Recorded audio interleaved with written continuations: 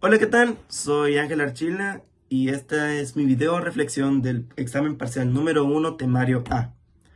Comenzando con el problema número 1, bueno, también indicando que las correcciones en todo el examen las realicé con lapicero rojo para identificarlas. Bueno, en el problema 1, pues se nos tiene una descripción de que una persona sigue una trayectoria en 4 segmentos, en línea recta. Primero, para solucionar este problema se tiene que descomponer los componentes tanto por cada segmento del trayecto, o sea, identificando la longitud y el ángulo respecto al eje de referencia.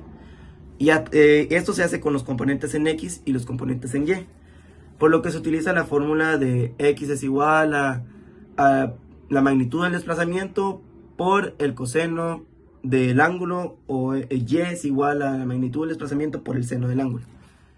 Luego de esto, se hace la suma de todos los componentes para encontrar el desplazamiento resultante tanto en X como en Y. Y por último, para calcular la magnitud y la dirección del desplazamiento resultante, para la magnitud se hace teorema de Pitágoras.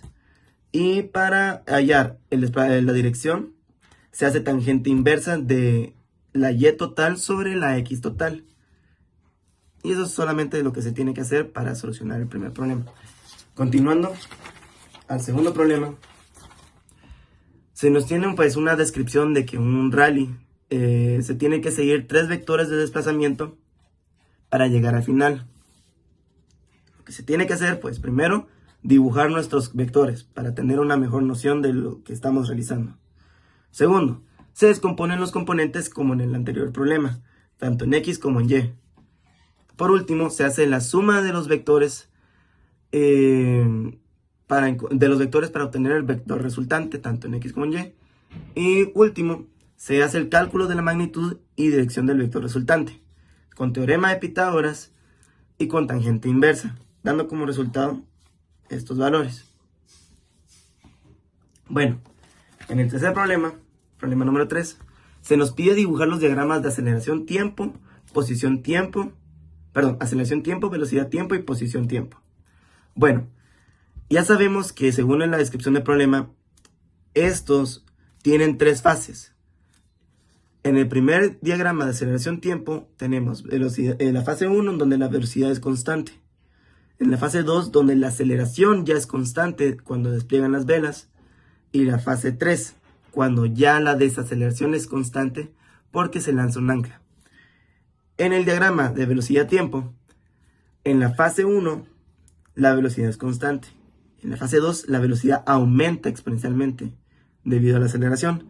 Y en la fase 3, la velocidad disminuye debido al ancla.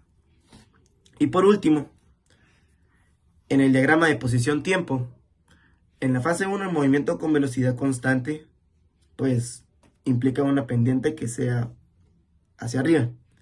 Luego en la fase 2 la posición aumenta más rápidamente debido a la aceleración y al movimiento. Y en la fase 3, pues la pendiente disminuye debido a la desaceleración. Por último, en el problema 4, se nos tenía una descripción de que iba a haber un choque entre un dron que está volando y descendiendo y una piedra que es lanzada por un niño hacia arriba. Primero se tienen que hallar las ecuaciones de cada una. Las ecuaciones del movimiento para el dron y también las ecuaciones para el movimiento de la piedra.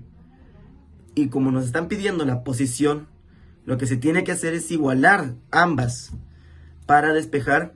Lo que nos están pidiendo es el tiempo. Lo que se tiene que hacer es igualar ambas. La ecuación del movimiento para la piedra y la ecuación del movimiento para el dron. Ya luego de haber igualado, se sustituyen valores y se hace el despeje para encontrar el tiempo. Luego de haber encontrado el tiempo, se sustituye el tiempo encontrado en cualquiera de las dos ecuaciones de posición, pues para calcular la altura en la que ocurre la colisión, dando como resultado esta altura y este tiempo. Eso es todo. Muchas gracias por su atención.